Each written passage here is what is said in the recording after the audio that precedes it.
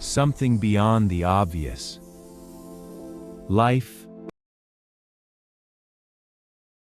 Here's something strange. You spent 13 years in school, maybe 4 more after that. And in all that time, how many hours were spent teaching you how to actually manage money? Not accounting theory, not economics as an abstract subject, just the practical stuff. How to read your own paycheck, how debt actually works, how to make your money grow instead of watching it quietly disappear. For most people, the answer is 0. And that's not an accident of a broken curriculum. It's just that schools were built to produce good employees, not financially independent adults. Nobody sat you down and explained the difference between something that makes you money and something that costs you money every month. So today, we're going to fix that in one sitting. No fluff, no hype, just the actual mechanics of building wealth, in the order that makes sense. Part 1. Change the way you see money. Before any spreadsheet or strategy matters, there's one mental shift that changes everything. Understanding the difference between an asset and a liability. It sounds simple, but most people get it backwards. An asset is anything that puts money into your pocket. A liability is anything that takes money out. Your car, your house, your streaming subscriptions, none of these are automatically assets just because you own them. The only question that matters is, which direction is the cash flowing? This is why a mortgage on the house you live in is technically a liability, even though it feels like wealth. It's costing you money every month. Meanwhile, a rental property that generates more in rent than it costs to maintain is a genuine asset. Same category of object, house, completely different financial role. Once you see money this way, a second insight follows naturally. Not all income is created equal. There's income you earn by trading your time, a salary, a freelance invoice. There's income from capital gains, buying something for less and selling it for more. And there's passive income, cash that flows in from something you built or bought without you actively working for it that month. The people who build serious long-term wealth aren't just earning more. They're systematically shifting their income from the first category into the third. And here's a small habit that costs nothing but changes your decisions. Swap the phrase, "I can't afford that," for "how can I afford that?" The first shuts the door. The second forces your brain to actually search for a path, negotiate, save, invest, build a skill.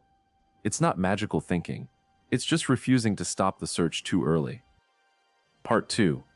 Know exactly where you stand. You can't fix what you haven't measured. Before touching a single investment account, do this exercise. It takes 20 minutes, and it's the single most underrated step in personal finance. First, calculate your net income for the entire year, not the month, the year. Salary, side income, freelance work, dividends, anything that lands in your account after tax. Multiply your monthly number by 12, or better, pull it from your actual bank statements. Second, do the same for your expenses. Go through 12 months, not one, because a single month hides the annual insurance bill, the birthday gifts, the 1 week you traveled. Looking at a full year gives you the truth. Looking at 1 month gives you a guess. Subtract expenses from income. If the number is negative, you're in a deficit, and no investment strategy in the world will save you until that's fixed.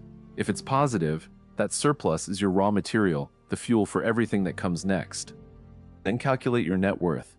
Everything you own that has resale or cash value, minus everything you owe. This number, not your salary, is the real scoreboard.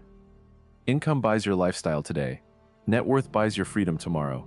Every financial decision you make either grows this number or shrinks it. There's no neutral move. Part 3. Deal with debt like an adult.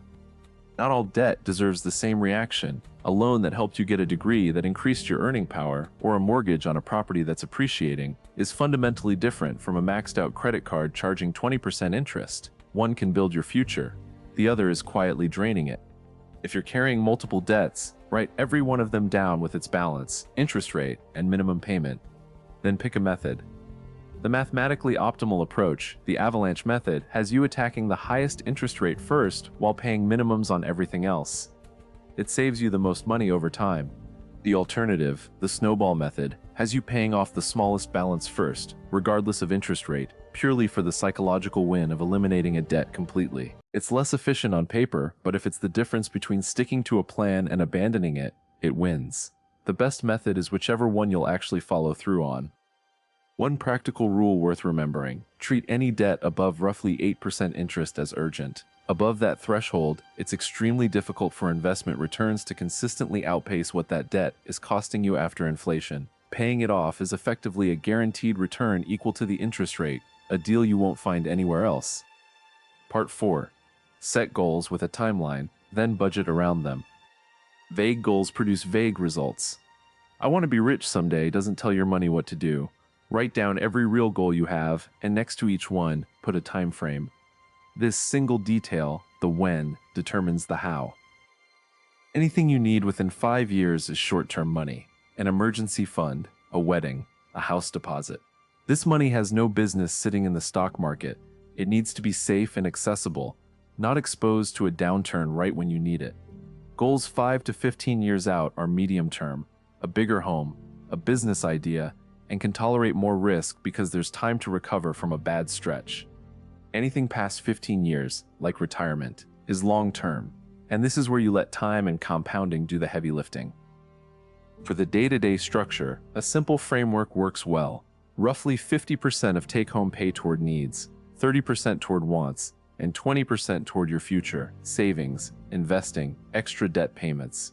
It's not a rigid law, just a starting benchmark you adjust to your life. What matters more than the exact percentages is reviewing it monthly, catching the forgotten subscription or the creeping grocery bill before it becomes a pattern. Part 5. Know when and how to start investing. There's a sequence that protects you from investing yourself into a crisis. First, build 1 month of living expenses as a buffer, just enough breathing room to handle a surprise without panic. Second, clear any high-interest debt, since it's actively working against you faster than most investments can work for you. Third, run both tracks at once. Keep building your full emergency fund, typically 3 to 6 months of expenses, while simultaneously starting to invest for the long term. You don't need to finish one before starting the other. Doing both in parallel keeps you motivated because you see progress on multiple fronts. When it comes to actually allocating your money, age matters. A simple starting rule: take your age, round it to the nearest 5, subtract 10, and that's roughly the percentage that belongs in more conservative assets like bonds, the rest in growth assets like stocks. A 32-year-old might land around 20% conservative, 80% growth. A 58-year-old flips closer to 50-50. As you age, the mix shifts from growth toward preservation, because you're no longer just building wealth, you're protecting what you've already built. And don't underestimate time itself. Historically, holding a diversified stock index for any 20-year stretch has almost never resulted in a loss. Even the worst 20-year window still produced a positive return. Compare that to holding for just 1 year, where outcomes swing wildly in both directions. The lesson isn't, the market always goes up. It's that time in the market smooths out the chaos that scares people away from investing in the first place. Part 6. The 2 decisions that quietly wreck most budgets. Cars and homes are where good financial plans usually go to die, because both are sold to you based on the monthly payment, not the total cost. For cars, a reasonable ceiling is spending between 25 and 35% of your annual income on the vehicle's total price, financing no more than 4 years, putting at least 20% down, and keeping total monthly car costs, payment, insurance, maintenance, under 10% of your income. Stretch any of those numbers and you're not buying a car, you're renting years of financial flexibility. For housing, remember that the sticker price is never the real price. There are one-time sunk costs, taxes, legal fees, valuation fees that you never get back. There's ongoing maintenance, often estimated around 1% of the home's value per year. And there's the opportunity cost of the down payment. That same money, invested instead, could have grown substantially over the same period.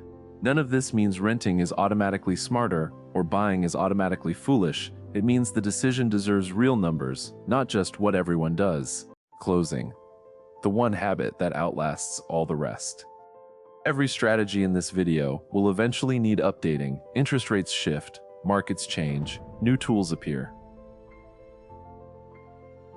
What doesn't expire is the habit of staying a student of your own finances. Review your numbers monthly. Keep learning as the landscape moves.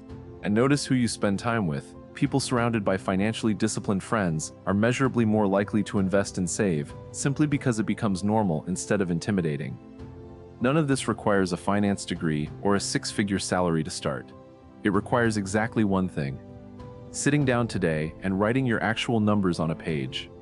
That's where every version of financial freedom begins.